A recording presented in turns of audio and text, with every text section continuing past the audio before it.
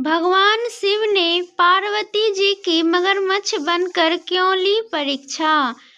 पौराणिक कथाओं के अनुसार माता पार्वती ने भगवान शिव को अपने पति के रूप में पाने के लिए सैकड़ों वर्षों तक कठोर तप किया था। उनकी तपस्या को देखकर देवताओं ने शिवजी से देवी पार्वती की मनोकामना पूरी करने की प्रार्थना की थी। इसके बाद भोलेनाथ ने सप्त ऋषियों को पार्वती जी की परीक्षा लेने के लिए भेजा।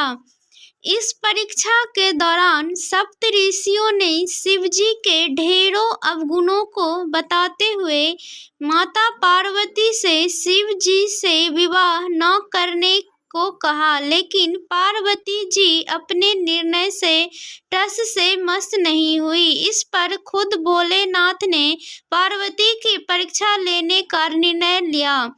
माता पार्वती के तप से प्रसन्न होकर शंकर जी उनके सामने प्रकट हुए और उन्हें वरदान देकर अंतर्ध्यान हो गए। कुछ क्षणों बाद ही एक मगरमच्छ ने एक लड़के को पकड़ लिया और लड़का मदद के लिए पुकारने लगा। बच्चे की आवाज सुनकर पार्वती जी नदी के किनारे पहुंची और उनका मन द्रवित हो गया। इस बीच लड़के ने माता पार्वती को देखकर कहा कि मेरी न माँ है, न बाप, न ही कोई मित्र है। माता, आप ही मेरी रक्षा करें। इस पर पार्वती जी ने मगरमच्छ से कहा कि ग्राह इस लड़के को छोड़ दे।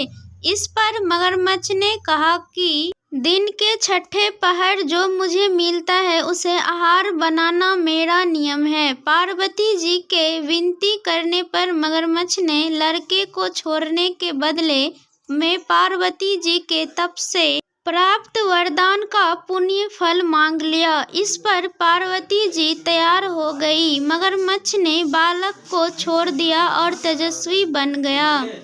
अपने तप का फल दान करने के बाद पार्वती जी ने बालक को बचा लिया और एक बार फिर भोलेनाथ को प्रसन्न करने के लिए तप करने बैठ गई। इस पर भोलेनाथ दोबारा प्रकट हुए और पूछा कि तुम अब क्यों तप कर रही हो? मैंने तुम्हें पहले ही मनमांगा दान दे दिया है।